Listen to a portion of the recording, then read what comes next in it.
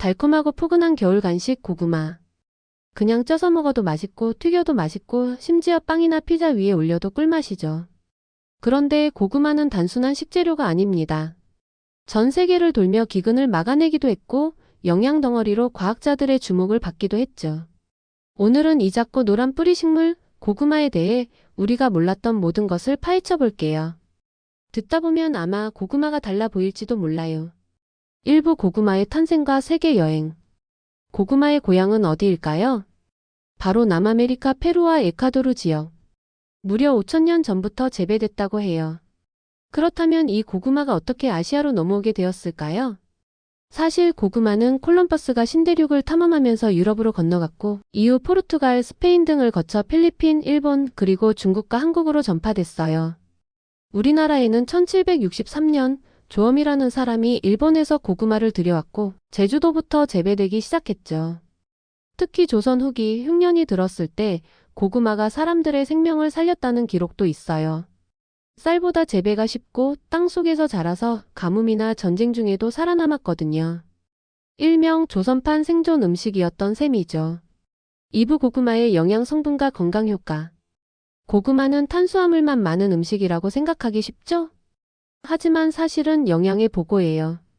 첫째, 고구마에는 식이섬유가 아주 풍부해서 장 건강에 탁월하고, 둘째, 베타카로틴이 많아서 눈 건강에도 좋아요. 셋째, 혈당이 급격히 오르지 않는 저혈당 지수 식품이라 다이어터들에게도 사랑받는 이유 중 하나죠. 또한 고구마 속의 안토시아닌 성분은 항산화 작용이 뛰어나 노화 방지에도 효과적이고요. 특히 자색 고구마에는 이 성분이 더 많답니다. 그런데 고구마를 너무 많이 먹으면 배에 가스가 찰 수 있어요. 바로 얄룰로오스라는 천연당 때문인데요. 그래서 고구마는 천천히 꼭꼭 씹어 먹는 게 중요하답니다. 3부 고구마 요리의 세계. 자, 그럼 고구마로 만들 수 있는 요리들을 한번 떠올려 볼까요? 한국에서는 뭐니 해도 군고구마. 장작불에 익힌 고구마 껍질을 살짝 벗기면 뜨거운 김과 함께 달콤한 냄새가 퍼지죠. 그 다음은 고구마 마탕. 튀긴 고구마에 달콤한 시럽을 입히면 아이부터 어른까지 모두 좋아하죠. 또 고구마 스틱, 고구마 튀김, 고구마죽, 고구마 라떼, 요즘은 고구마 피자, 고구마 샐러드, 심지어 고구마 크림 파스타까지 있어요. 세계적으로는 어떻게 먹을까요? 일본은 사츠마이모라고 해서 고구마 튀김이나 디저트에 자주 쓰이고요. 미국에서는 고구마를 스위트 포테이토라 부르며 추수감사절에 고구마 파이를 먹어요. 특히 마시멜로를 얹은 고구마 캐서롤은 미국식 대표 메뉴죠. 중국에서는 고구마로 탕수육처럼 튀겨 먹거나 당면 원료로도 사용한답니다. 4부 고구마의 이름과 문화 속 상징. 고구마의 이름도 흥미로워요. 한자로는 감저라고 쓰고 일본에서는 사츠마이모라고 해요. 중국어로는 홍서라고 하고요. 그런데 재미있게도 고구마는 지방마다 이름이 다 달라요.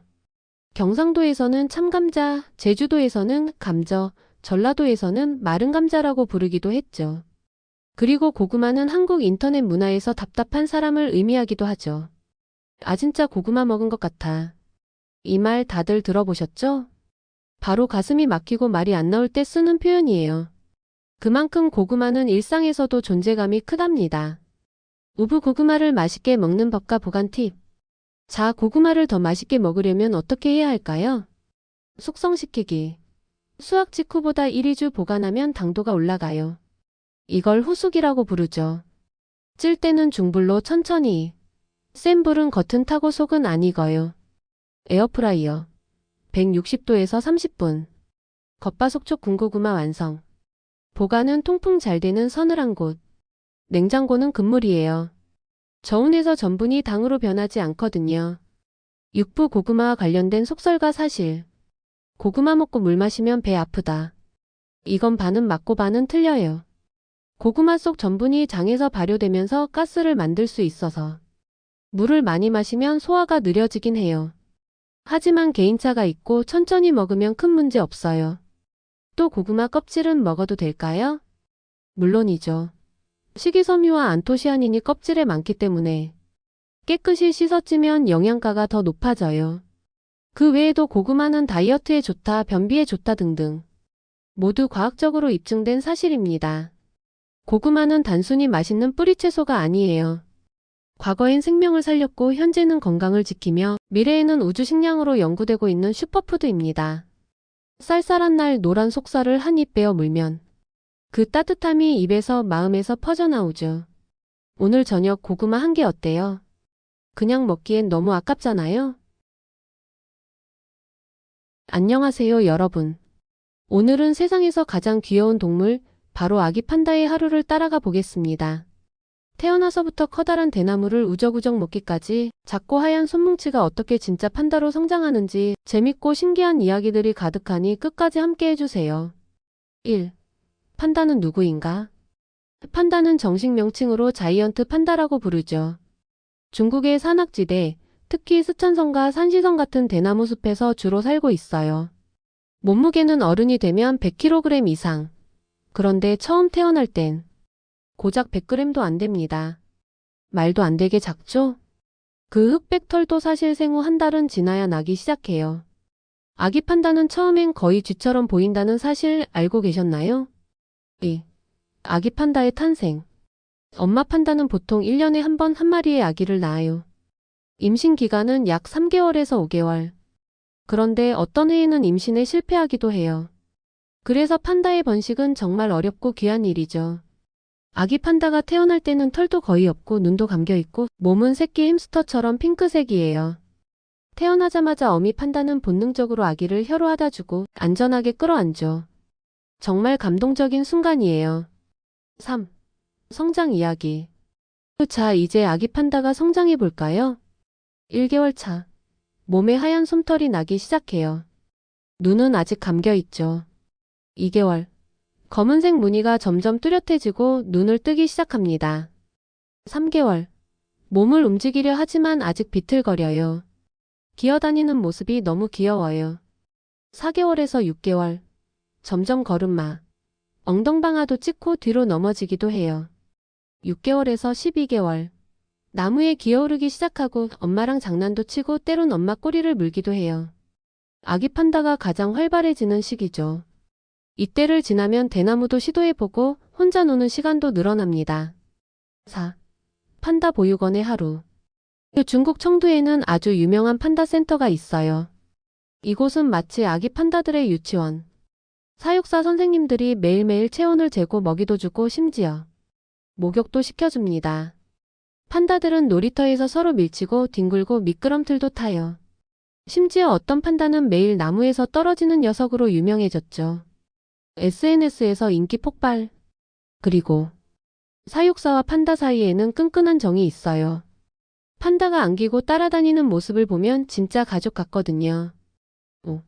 판다 보호 활동 앤드 환경 이야기. 하지만 이렇게 귀여운 아기 판다도 자연에서는 위기에 처해 있습니다. 대나무 숲이 줄어들면서 판다의 서식지도 사라지고 있어요. 그래서 국제사회는 판다를 보호하기 위해 다양한 노력을 하고 있습니다.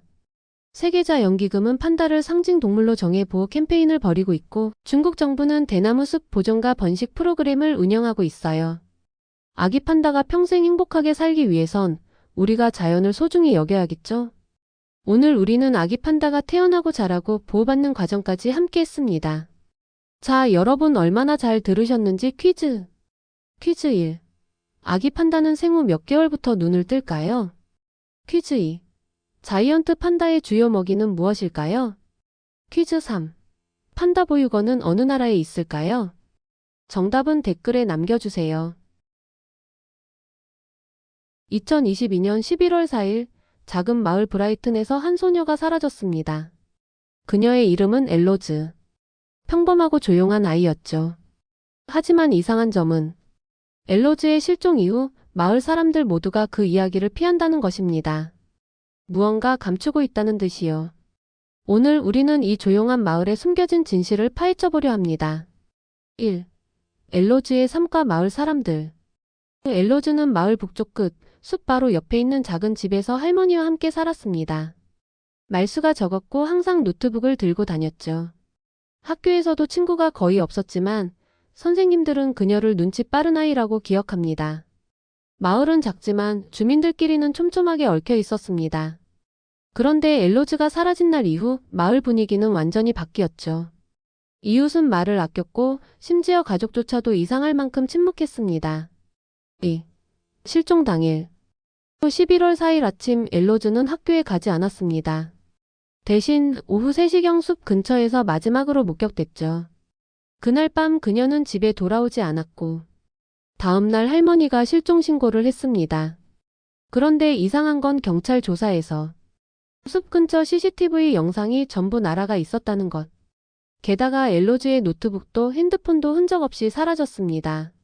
마치 존재 자체가 지워지기라도 한 것처럼요. 3. 수사와 수상한 인물들. 수사가 시작되면서 마을엔 이상한 분위기가 감돌기 시작했습니다. 그녀의 담임 선생님, 평소 엘로즈를 자주 불렀던 남자 사서, 그리고 엘로즈가 자주 들렀다는 교회. 모두가 무언가 숨기고 있었어요. 누구도 직접적으로 그녀에 대해 이야기하지 않았고 어떤 주민은 인터뷰 중에 그 아이는 벌받은 거예요 라고 말했습니다. 4. 단서들 편지, 카메라, 목격담. 실종 10일 후 할머니는 엘로즈의 서랍 속에서 이상한 그림이 가득 그려진 노트를 발견합니다.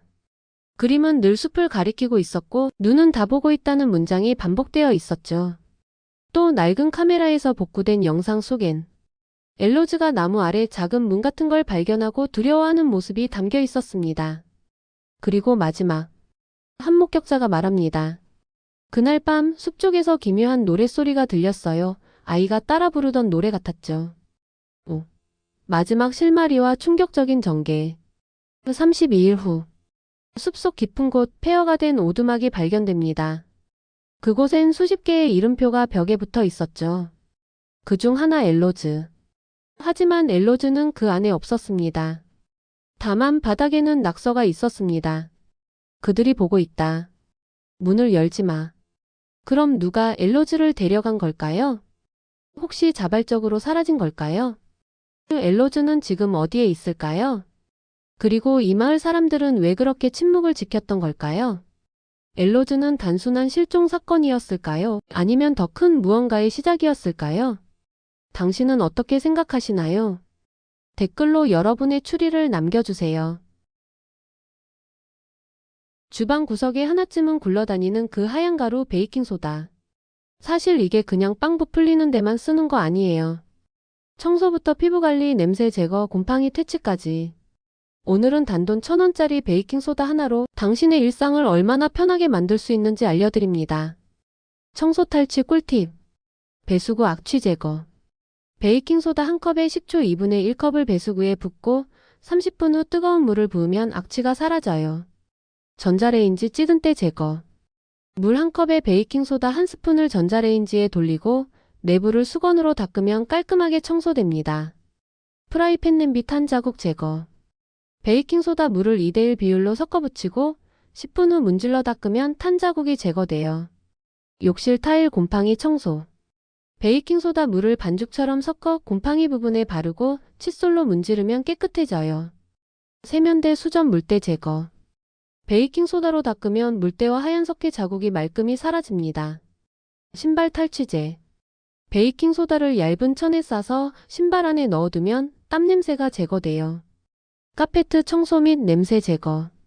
베이킹소다를 뿌리고 30분 후 진공청소기로 빨아들이면 냄새와 먼지가 줄어요. 청소용 수세미 냄새 제거. 수세미를 베이킹소다 물에 담가두면 냄새가 제거되고 세균도 줄어듭니다. 주방식품 관련 꿀팁. 채소과일 농약 제거. 흐르는 물보다 베이킹소다를 푼물에 5분에서 10분 담그면 잔류 농약 제거에 효과적이에요. 냉장고 탈취제. 뚜껑 없는 그릇에 베이킹소다를 넣어 냉장고에 두면 냄새 제거에 탁월합니다. 도마 냄새 제거. 도마에 베이킹소다를 뿌리고 문질러 헹구면 생선이나 고기 냄새가 제거돼요. 손에 뺀 양파, 마늘 냄새 제거. 손에 베이킹소다를 조금 묻혀 문지르면 냄새가 중화돼요. 스테인리스 제품 광택 복원. 베이킹소다로 닦아주면 싱크대나 수저, 냄비 등이 반짝반짝 빛나요. 욕실 세탁 관련 꿀팁. 세탁기 내부 청소. 베이킹소다와 식초를 함께 넣고 빈 세탁기를 돌리면 곰팡이와 냄새 제거에 좋아요. 옷에 뺀 땀 냄새 제거. 땀이 밴 부분에 베이킹소다를 뿌린 뒤 물로 헹구면 냄새가 사라집니다. 샤워기 수압 개선. 샤워기를 베이킹소다 식초 물에 담그면 내부 이물질이 제거되어 수압이 향상됩니다. 욕실 변기 청소. 베이킹소다를 뿌리고 식초를 부은 후 솔로 문지르면 찌든 때도 쉽게 제거됩니다. 피부 미용 관련 꿀팁. 입냄새 제거 가글. 물 한 컵에 베이킹소다 2분의 1티스푼을 녹여 가글하면 구취 제거에 도움돼요. 각질 제거 천연 스크럽.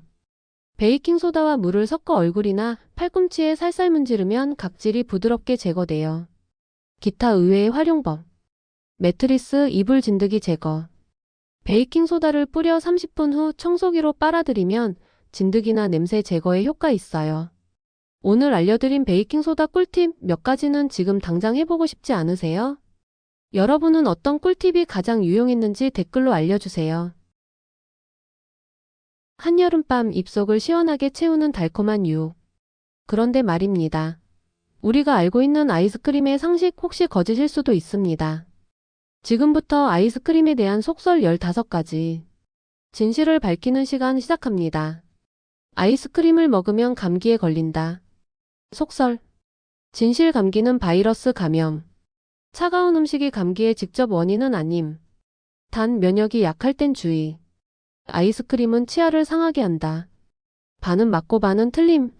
차가운 자극이 일시적 통증 유발할 수 있지만 설탕, 산 성분이 충치 원인이라 잦은 섭취는 위험.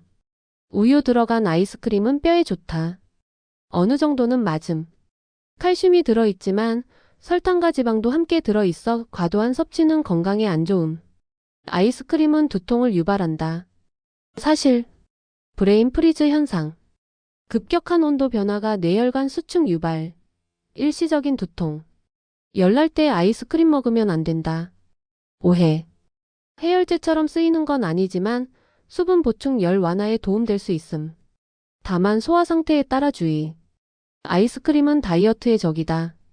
대부분 그렇지만 로우슈가 하이프로틴 아이스크림은 칼로리 낮고 포만감 있어 다이어트 보조 가능. 자기 전에 아이스크림을 먹으면 살이 더 찐다. 맞음. 밤에는 대사 느려지고 아이스크림은 당, 지방 콤보. 저장 지방으로 축적되기 쉬움. 아이스크림보다 팥빙수가 더 건강하다. 꼭 그렇진 않음. 팥빙수도 당덩어리. 시럽, 연유, 떡, 젤리 등 첨가물이 더 해로울 수도. 얼린 요거트는 아이스크림보다 몸에 좋다. 경우에 따라. 당분 함량이 낮고 프로바이오틱스가 있다면 더 건강한 대안이 될 수 있음. 아이스크림 먹으면 기분이 좋아진다. 진실. 당분 섭취. 뇌에서 도파민 분비. 일시적 행복감 유발. 하지만 과도하면 반대 효과. 한번 녹은 아이스크림은 다시 얼려도 괜찮다. 위험.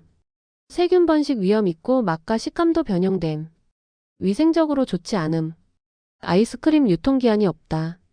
법적으론 표시 의무 없음. 냉동 상태 보관 시 품질은 오래 유지되지만 6개월에서 1년 내 소비 권장. 고급 아이스크림은 다 천연 재료로 만든다. 꼭 그렇진 않음. 고급 브랜드라 해도 합성향료, 색소 사용 사례 많음. 성분표 확인 필수. 아이스크림은 미국이 원조다. 오해. 기원은 중국 페르시아에서 얼음과 우유를 혼합해 먹던 것에서 유래. 아이스크림은 여름에만 먹는 간식이다. 예전엔 맞았지만 이제는 사계절 디저트. 세계적으로 겨울 시즌 한정 아이스크림, 따뜻한 디저트와 함께 즐기는 문화도 있음. 아이스크림 이제는 알고 먹는 시대. 속설을 알면 더 건강하게, 더 맛있게 즐길 수 있습니다. 여러분이 알고 있는 아이스크림 속설은 무엇인가요? 댓글로 공유해주세요. 여러분이 알고 있는 도쿄, 그 이름에 숨겨진 진짜 이야기를 들어보신 적 있나요? 오늘은 단순한 도시 소개가 아닙니다.